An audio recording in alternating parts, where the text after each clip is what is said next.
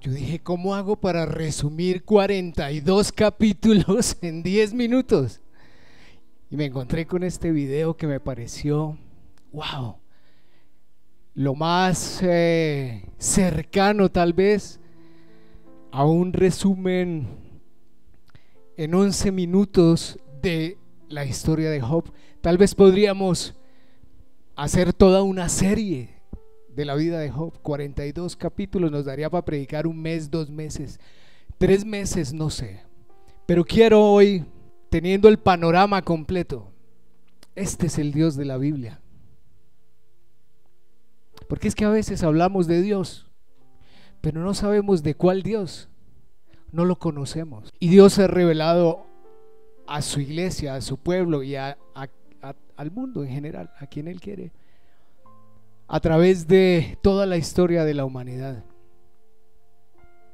Muchos dirán, ay pastor, pero ese es el Antiguo Testamento. Ok, lo que pasa es que tú no puedes ver, no puedes entender el Nuevo Testamento si no pasas por el Antiguo Testamento. La Biblia es completa y muestra a un Dios que es el mismo Dios desde el principio hasta el fin. Yo soy el alfa y el omega, el principio y el fin, dice el Señor. Job 1:1 dice de la siguiente manera: había un hombre llamado Job que vivía en la tierra de Uz. Era un hombre intachable, de absoluta integridad, que tenía temor de Dios y se mantenía apartado del mal. ¿Alguno de ustedes se considera así? No levante la mano. Intachable, de absoluta integridad, que vivía en temor de Dios y se mantenía apartado del mal. Eso pareciera demasiado para un simple ser humano. Tenía 7 hijos y 3 hijas, poseía 7,000 ovejas, 3,000 camellos, 500 yuntas de bueyes y 500 burras. También tenía muchos sirvientes. En realidad era la persona más rica de toda la región. Mire, no existe, creo yo, un libro en la Biblia que describa tan crudamente el sufrimiento humano, aparentemente sin razón alguna, que Job. Aparte del sufrimiento de Jesús, claro está, que no tiene comparación con ningún otro. Y quiero decirle que en mis comienzos como cristiano, cuando el pastor hablaba de Job, yo me salía de la predicación, porque más o menos conocía la historia y no me gustaba, porque yo decía, no sé, había algo en mí que me generaba un temor tan solo con pensar que yo tuviera que pasar por algún sufrimiento como el que pasó Job. Y yo decía, si ese es el Dios que me están vendiendo, no me interesa. Yo quiero un Dios que me bendiga abundantemente y me ponga a vivir como es digno de un hijo, de un príncipe, del rey. Todos anhelamos algo así, yo no sé por qué, pero el Dios de la Biblia es a veces diferente a como nosotros no lo imaginamos o a como nos lo han vendido de alguna manera. Como dice un predicador,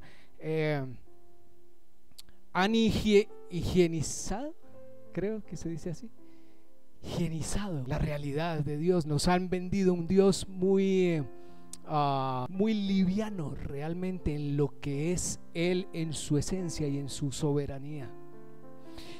Y entonces aquí la pregunta obligada es: ¿cómo puede ser que un hombre justo sufra de esta manera? Yo decía, yo quisiera ser un hombre diferente, tal vez un hombre que no fuera tan mentiroso, tal vez un hombre realmente intachable, tal vez un hombre apartado del mal, porque me gustaba como brincar por allá como una cabrita de esas así, buscando lo que no se le ha perdido. Pero dije, ¿y qué saca uno con convertirse en un hombre así para tener que sufrir como Job? No, gracias, déjeme quieto.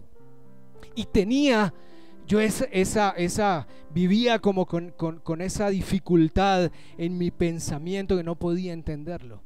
Y entonces aquí la pregunta obligada es esa: ¿cómo puede un hombre justo sufrir de esa manera. La segunda pregunta es ¿por qué Dios lo permitió? Si Dios es tan bueno, si Dios es amor, si Dios lo único que quiere es lo bueno para mí, porque yo soy tan lindo que no merezco nada menos que el Señor me premie por lo bien que yo me comporto. Ese es nuestro pensamiento engañoso y humano. Creemos que somos muy buenos. Pero yo te digo algo, cuando tú conoces al Dios de la Biblia, cuando tú te enfrentas con su palabra cara a cara, la misma palabra dice que es como un espejo. Y ahí es donde se desnuda realmente el corazón del ser humano, el corazón del hombre. Ahí es donde se desnuda el corazón del hombre. Y la tercera pregunta era, ¿voy a tener yo que pasar por ahí? ¡Wow! Claro. Lo único que traía una luz de esperanza eran los últimos 30 segundos, el final de Job. Entonces uno dice, bueno, no, pues igual Dios lo salvó al final y lo premió y le dio más. Entonces uno dice, bueno, por lo menos valió la pena el sufrimiento. Esos son los típicos razonamientos humanos, porque nadie quiere sufrir. Es normal. ¿Quién quiere sufrir? Entonces, ¿por qué nos toca sufrir en la vida? Y resulta más difícil entender cómo Dios permite, como lo veíamos en la historia, que Satanás intervenga de esa manera. A mí eso me parece muy loco realmente. O sea, ¿acaso Satanás no es el enemigo de Dios? Y aparece Satanás como rindiéndole cuentas a Dios y conversando con Dios. Y Dios le permite a Satanás que toque las pertenencias de Job. ¡Wow! No es fácil de asimilar. Pero detrás hay un Dios en control de todo, porque aún ni siquiera Satanás puede tocar a los hijos de Dios sin que Él se lo permita. Y si Dios lo permite, es porque hay un propósito allí. Vamos a mirar.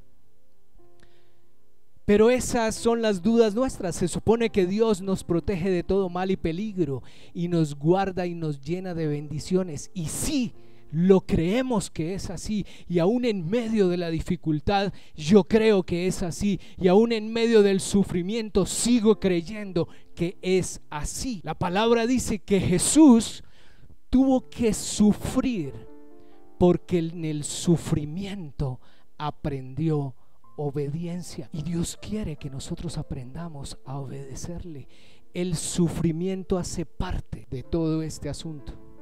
El mensaje de hoy se llama Abandona tus argumentos. Y aquí vemos un cuadro durante los primeros 30 capítulos del libro de Job, 30 de 42. Vemos un cuadro, vemos a Job, una víctima, Job sufriendo, y 4 personas, 4 amigos de Job, todos queriendo argumentar sobre el por qué Job está sufriendo.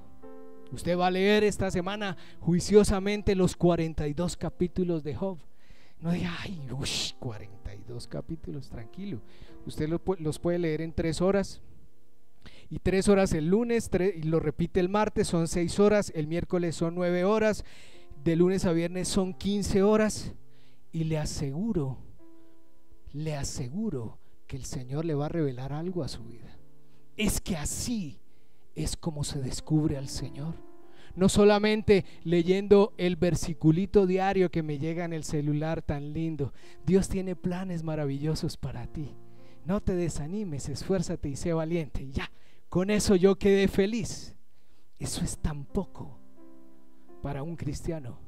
Es tan poco para alguien que realmente quiere conocer al Señor, que tú tienes que meterte en las Escrituras, descubrir.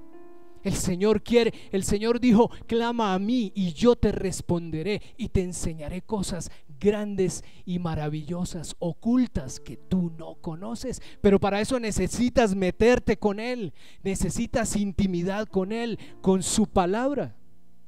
Entonces aquí vemos a Job y 3 amigos razonadores. Todos fueron a ver qué era lo que le había pasado a Job. Y entonces están aquí estos tres personajes, cada uno razonando en su propio entendimiento, ¿no? Entonces dice Job, bueno, antes de esto quiero hablar de estos tres personajes.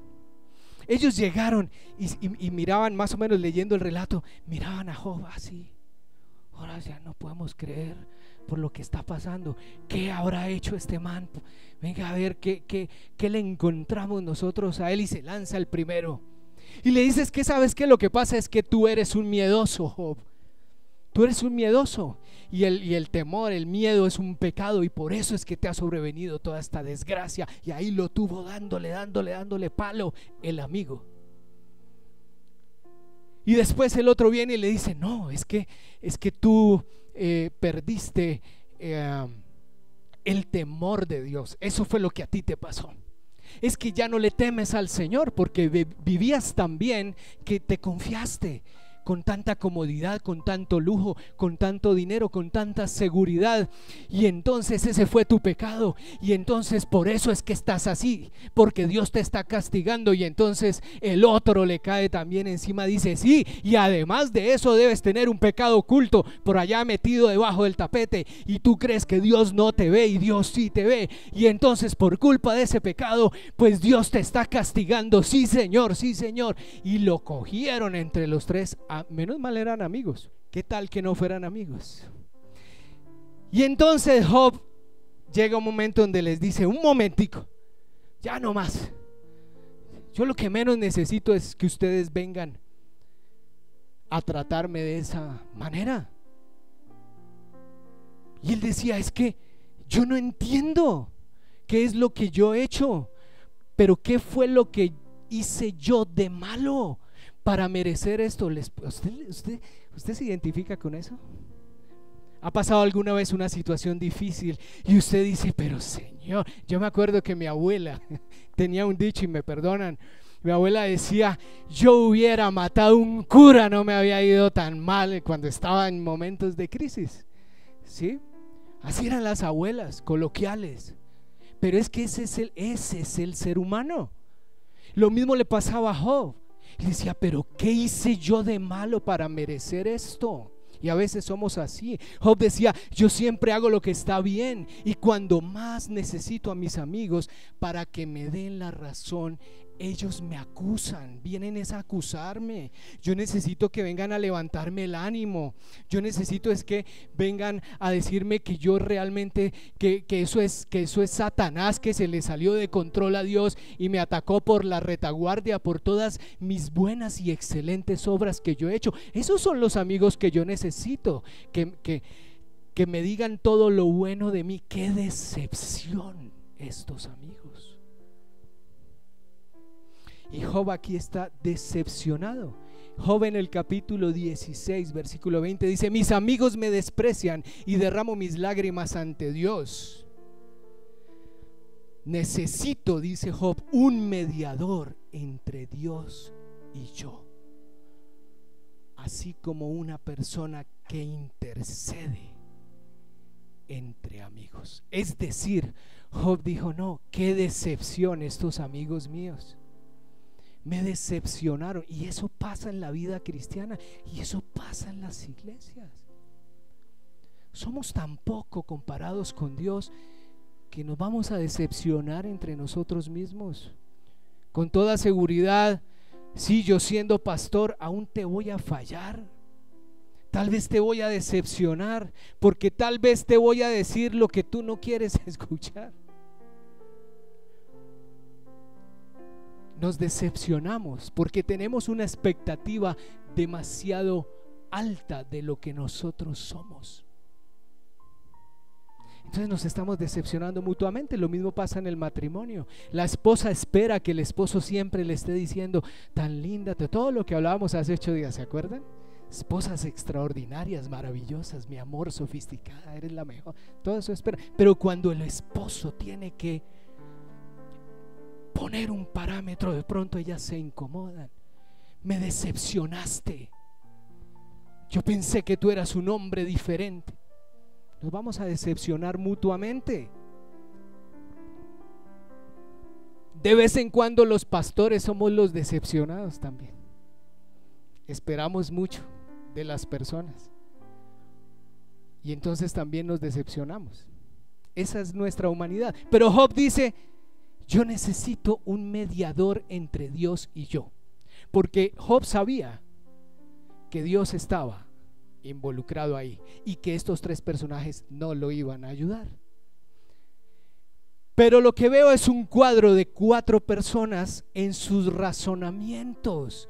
16 capítulos, todos razonando a ver si encontraban la verdadera razón por la cual Dios había hecho eso en la vida de Job. Argumentos, y así somos nosotros los seres humanos.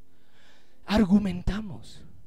No, pero es que esto no es tan malo. Esto que estoy haciendo realmente no es tan malo. Es que yo vi a mi papá haciéndolo toda la vida y mi mamá le aguantó. Y ahí están vivos, y ahí están viejitos juntos, los cuchitos, terminando sus días. Argumentamos nuestras fallas, argumentamos nuestras faltas, argumentamos nuestro orgullo. Es que yo soy así, Dios me hizo así. Tú me conociste así cuando éramos novios, entonces ¿para qué te casaste conmigo? Argumentos. Y uno de los principales obstáculos ante los propósitos de Dios y el crecimiento de nosotros son los argumentos. Somos especialistas en argumentar, en razonar. Lo segundo que veo aquí es que cuando no argumentamos, o mejor, hacemos parte de esos argumentos, lo que llamamos nosotros nuestras glorias pasadas. Mire, a partir de Job capítulo 29, ya voy en el 29. Escuchen lo que dice Job. Imagínense a Job sentado en una piedra y dice lo siguiente: añoro los días del pasado, cuando Dios me cuidaba.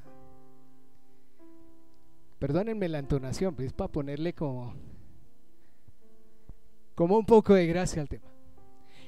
Cuando Dios me cuidaba, cuando Dios iluminaba el camino delante de mí y yo caminaba seguro en medio de la oscuridad, cuando yo estaba en la flor de la vida y la amistad con Dios se sentía en mi hogar. Ahí estaba Job añorando esos años dorados.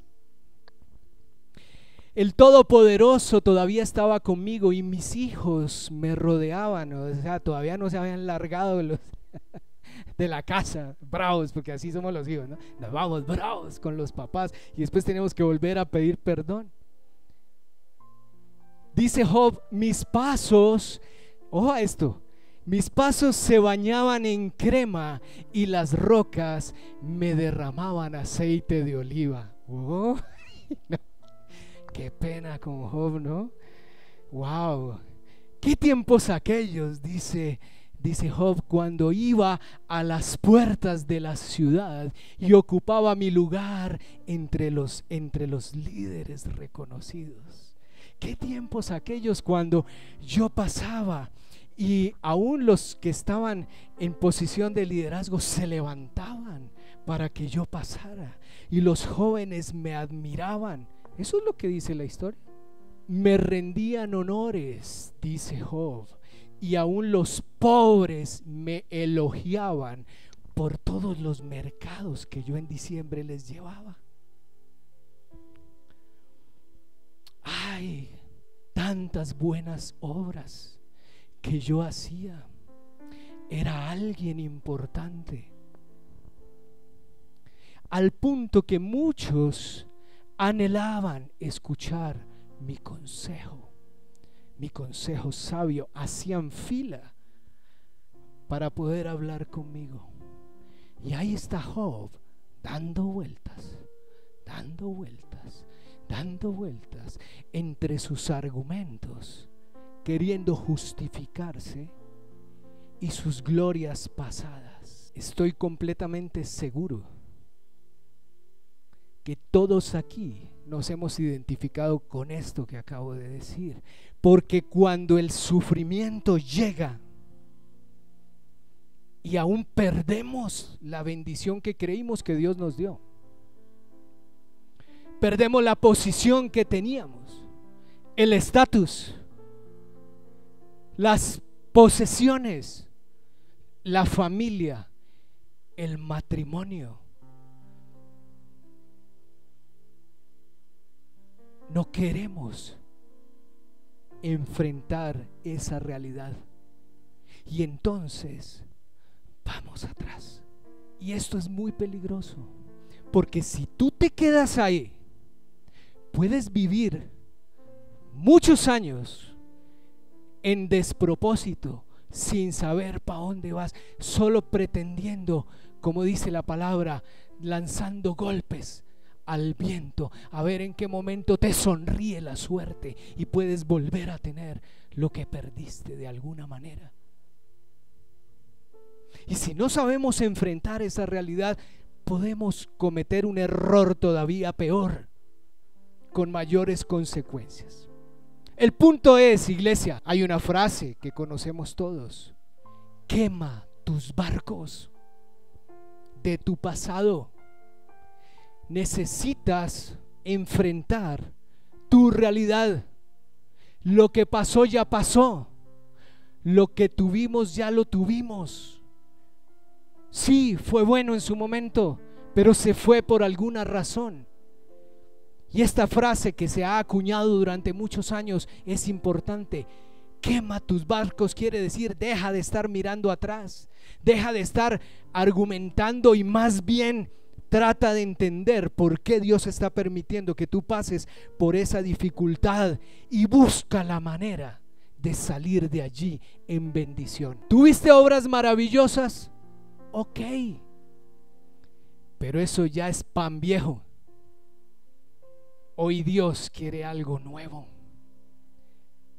La palabra del Señor dice que sus misericordias son nuevas cada mañana y su gracia está sobre nosotros cada mañana. Él hace salir el sol sobre buenos y malos, pero sobre el pueblo de Dios ha dicho que haría salir bajo sus alas el sol que traería sanidad para su pueblo. ¿Alguien lo cree? Amén, amén, amén. Entonces, ¿qué es lo que pasa aquí? Que necesitamos ser confrontados en esos momentos, porque lo que queremos es que alguien nos apapache y llore con nosotros y nos diga: ah, ven, yo te entiendo. Y sí, está bien, porque eso se llama consuelo. No me estoy burlando de eso. El punto es que eso no te va a sacar de ahí. Eso te va a ayudar por un momento, va a ser bálsamo, pero no te va a sacar de ahí. Necesitamos confrontar esa realidad, porque es mejor pensar en esas glorias pasadas y en que si me porto bien, entonces Dios me va a pagar las deudas y Dios va a restaurar las relaciones que fracturé y la gente que herí y todas las burradas que cometí y las malas decisiones que tomé. Es que hay un punto aquí y es el siguiente: la confrontación en medio del sufrimiento no es ahora sí voy a ser bueno, no. Ahora sí voy a hacer buenas obras. Lo que pasa es que yo no hice buenas obras. Yo le prometí al Señor que yo iba a diezmar y nunca diezmé y por eso el Señor me castigó. Entonces ahora sí voy a diezmar. No, yo lo que creo es que el tema no es así. Y vamos a ver por qué. Creo que hay algo que nos lleva a pensar que con nuestras obras tal vez nosotros vamos a hacer que Dios nos mire y entonces vea que nosotros estamos cambiando y algo va a hacer. Ese no es el punto. El punto es que aquí aparece un cuarto personaje que se llama Eliú. Eliú es un personaje, tremendo personaje. Job capítulo 32. Ya vamos en el 32, no nos faltan sino 10. Dice Job 32, Eliú se enojó porque Job no quería admitir que había pecado. Ojo con Job, no quería admitir que había pecado y que Dios tenía razón cuando lo castigó, dice. Y se enojó con los 3 amigos de Job porque al no lograr refutar los argumentos de Job, hacían parecer que Dios estaba equivocado. Es decir, ojo a esto, este personaje Eliú aparece. Pero él aparece y después de haber visto y de haber escuchado toda esta gran conversación, él entra en escena. Aparece Eliú y dice, no, un momentico. Estos 3 personajes lo único que están haciendo es hacer ver al Señor en ridículo, porque se creen tan sabios en su propia sabiduría que se están quedando cortos describiendo cómo es el Señor. Eliú había escuchado atentamente esa conversación y él dijo, por ahí no es la cosa, voy a intervenir. Y le dice Eliú a estos personajes, les dice a los amigos de Job, ustedes son ancianos, pero no siempre tienen la sabiduría que se necesita, porque debe existir algo más, dice Eliú.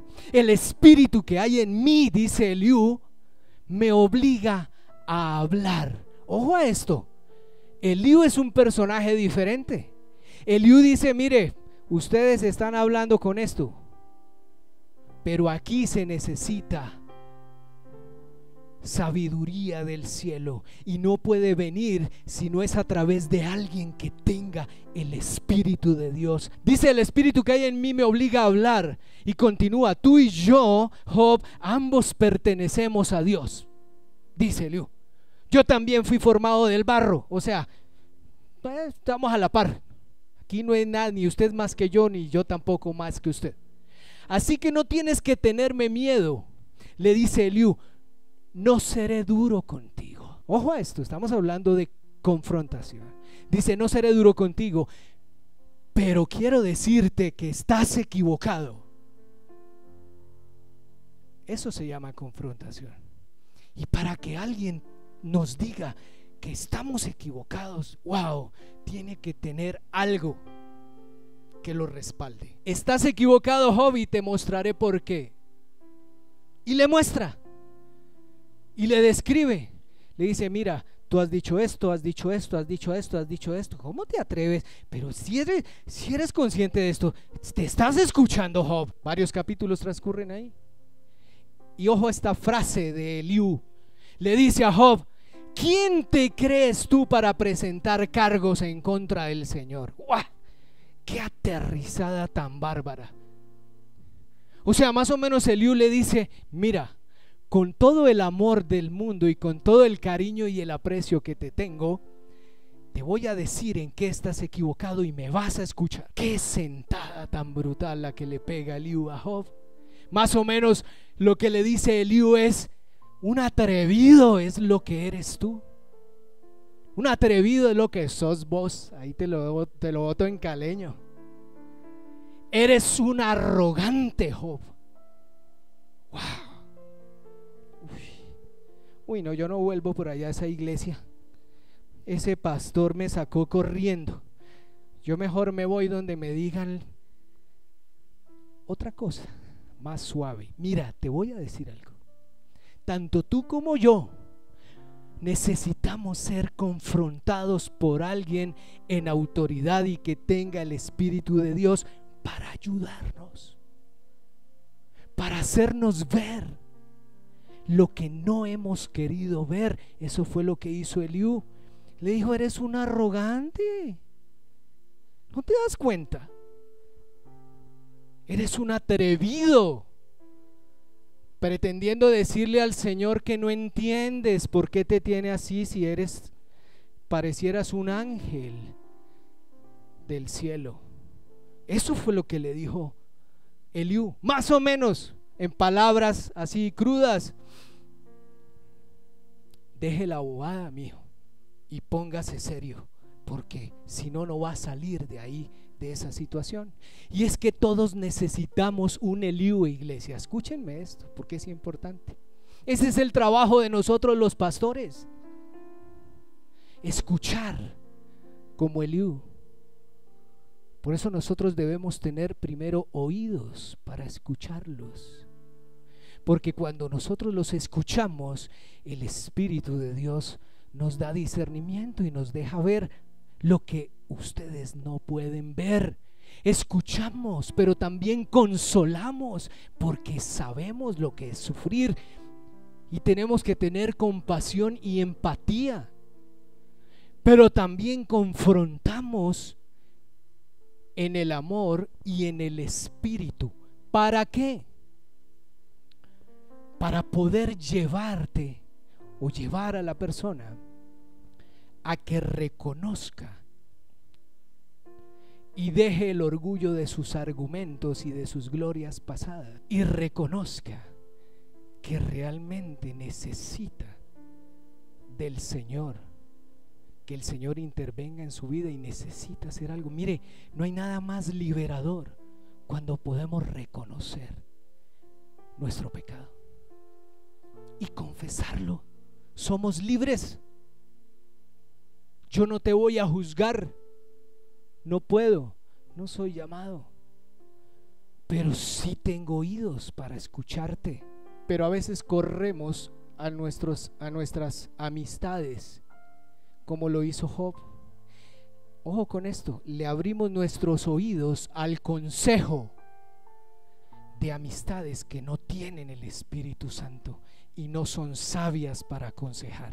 Por eso es que cuando hay alguien que no recibe confrontación frente a su pecado, se va de la casa, se va de la iglesia, se va del trabajo, de donde sea. Y si hay otra persona que no viene a donde tiene que venir, no va a donde ese Eliú, sino busca a sus amigos, pues ¿qué va a pasar con un consejo de un amigo que no es sabio? Se lo va a llevar. Camine que allí la comida está más chévere. Camine que allí es mejor. Camine que allí la pasamos más bueno. Camine que allí sí lo van a tener en cuenta. Camine que allí le van a dar una mejor oportunidad y un salario. Y a veces cometemos unas burradas, dejamos la seguridad de un empleo y ponemos en riesgo la estabilidad de nuestro hogar, por ejemplo, por perseguir cualquier bobada por ahí que nos dicen. La diferencia es que Eliú no era amigo de Job, por eso le pudo hablar de una manera distinta.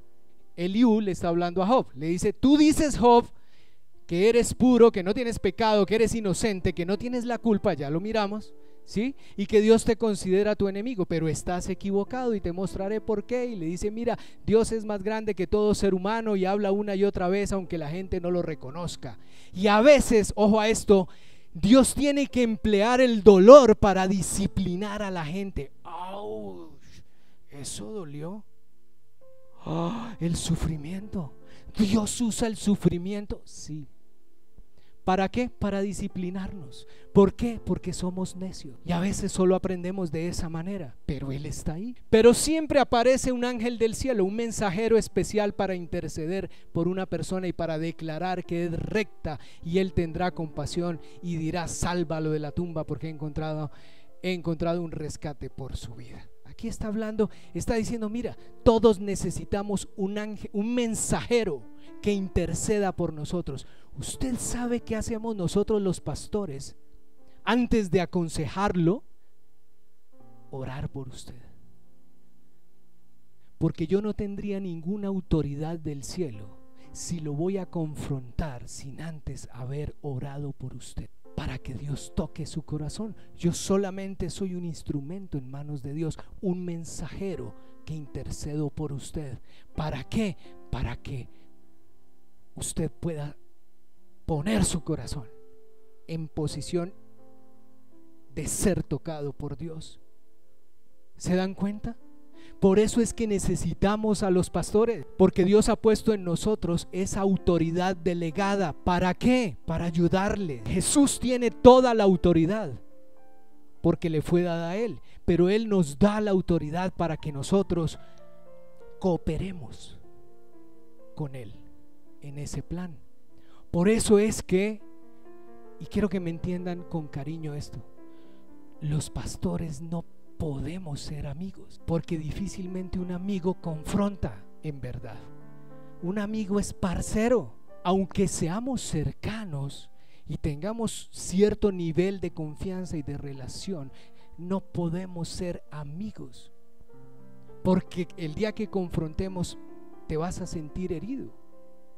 Mi amigo me falló. No, no soy tu amigo, soy tu pastor que te está confrontando, porque te amo y soy un mensajero de parte de Dios para que tú te pongas en línea con Él. Ahora bien, tú dirás, pero es que la palabra dice que Dios me llama amigo. Sí, pero Dios llama amigo ¿a quiénes? A los que le obedecen y hacemos su voluntad. No a cualquiera llama amigo. Para llegar a ser amigo del Señor hay que haber caminado un buen trecho. Los pastores, tú necesitas una figura en autoridad delegada que te lleve a un encuentro con Dios. Yo no soy Dios, ni más faltaba.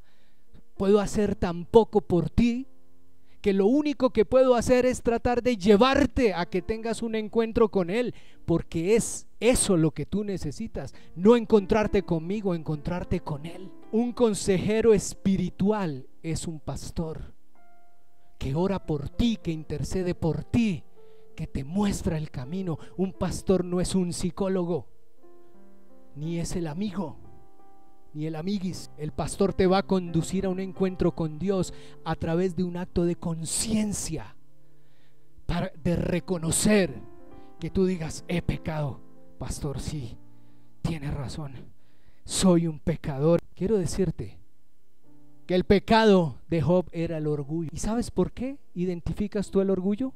Porque el orgullo no deja ver el orgullo. Cuando tú dices: pero yo no entiendo, ¿yo qué hice? Eso es orgullo, estás ciego, tu orgullo no te deja ver, porque tanto tú como yo somos pecadores, el pecado está en nosotros. Eso es orgullo. Job 42 dice: hasta ahora, Señor. Se encuentra Job con Dios, y entonces cuando Dios lo ve, dice: Señor. Y Dios le habla y le dice: ¿te crees muy sabio? ¿En dónde estabas tú cuando yo estaba creando las estrellas y los planetas? ¿En dónde estabas tú cuando yo puse el sol y la luna? ¡Ey! Ubícate, estás hablando con tu creador, es lo que dice el Señor. Yo te amo, pero no soy tu amiguis, soy el Señor. Y entonces Job dice: Señor, hasta ahora solo había oído de ti, pero ahora te he visto con mis propios ojos. Me retracto de todo lo que se rompió, esa barrera de orgullo que había en Job. Dice: y me siento en polvo y ceniza, en señal de ¿qué? De arrepentimiento. Quiero decirle una cosa: si se va a hacer un tatuaje, tatúese aquí arrepentimiento, para que se lo vea todos los días, porque todos los días un hijo de Dios tiene que proceder en arrepentimiento. Es que el arrepentimiento es lo que cambia todo. Es el arrepentimiento, no la justificación, lo que cambia todo con Dios. El arrepentimiento es reconocer delante de Dios: Señor, sí me equivoqué, perdón. Sí, me gasté la plata en el casino, me fui donde las prostitutas, me tomé, me fumé, me metí, hice un negocio mal, me casé mal, lo que sea, hice una mala sociedad, administré mal la plata. Cuando vi plata me volví loco y no fui un administrador fiel. Cuando me diste la bendición me olvidé de ti. Tienes que reconocer, y arrepentirte quiere decir reconocer: Señor, y te pongo mi vida para que tú hagas algo, Señor. Arrepentimiento significa cambio de dirección, significa algo disruptivo, algo que de un momento a otro cambia, rompe, quiebra algo en tu vida, y es ahí lo que cambia las cosas. abre la puerta. El arrepentimiento es lo que abre la puerta a la restauración, porque Dios ama la restauración. ¿Se acuerdan cómo se llama nuestra serie de este mes? Lo que Dios ama. Pues Dios ama la restauración. Dios no ama verte sufrir. Dios quiere que tú vengas para restaurarte. Ese es el corazón de Dios. Restauración, y no solo restauración, sino una mayor bendición abundante. Ese es el quid de la historia de Job. Arrepentimiento versus arrogancia. No sé con cuál te identificas, pero es el arrepentimiento lo que cambia las cosas, no la arrogancia. Pero Job necesitó un mensajero, un intercesor, para doblegar su orgullo y la arrogancia de su corazón. Y ahí Dios aparece en escena y entonces deja ver su soberanía. La historia de Job, ¿saben cuál es? El castigo de Dios sobre Job. No, es la soberanía de Dios sobre nuestras vidas. Dios es soberano y yo no puedo discutirle a Él lo que hace o deja de hacer. Dios es soberano, y así como dijo Job, Dios dio y Dios quitó. Alabado sea el Señor. ¿Qué le dijo la esposa a Job? Maldice a tu Dios y muérete. Uy, wow, Dios mío, Señor. Yo digo, terrible. Pero es que era una mujer que había visto morir a sus hijos. Yo la puedo entender. Pero Job dijo, no, no seas tan necia. Job más o menos dijo, aunque me tenga que morir, pero no voy a pecar más en contra del Señor. Ese ángel, ese Eliú representa a Jesucristo, porque la Biblia dice que solo hay un mediador entre Dios y los hombres. Se llama Jesucristo. No hay otro. No hay otro. Tu mediador no soy yo. Tu mediador es Jesucristo. Punto. Así es. Y al final el Señor bendice a Job y pone todo en orden. Y a los 3 amigos les dice, mire, todos ustedes perdieron el año, pero llévenle una ofrenda a Job y que Job ore por ustedes, y yo voy a escuchar la oración de Job y entonces los voy a perdonar. Y eso pasa. Mire que puso a Job después a orar por ellos, a los amigos, y a Job le devolvió el doble de lo que había perdido. Ahora sí te hace sentido la historia de Job. Pero fue después del arrepentimiento y del reconocer la soberanía de Dios en su vida. Le dio el doble que al principio. Le dio más hijos, más hijas, las más bellas, les dejó herencia. Vivió 140 años, vio 4 generaciones y murió siendo un anciano después de vivir una larga vida y plena. Mira, Dios va a permitir que seamos zarandeados. ¿Me entienden el término?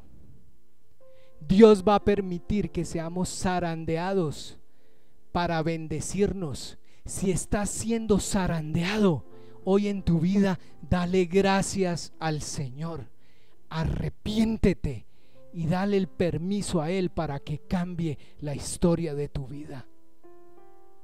Sí, la antesala a la bendición es difícil.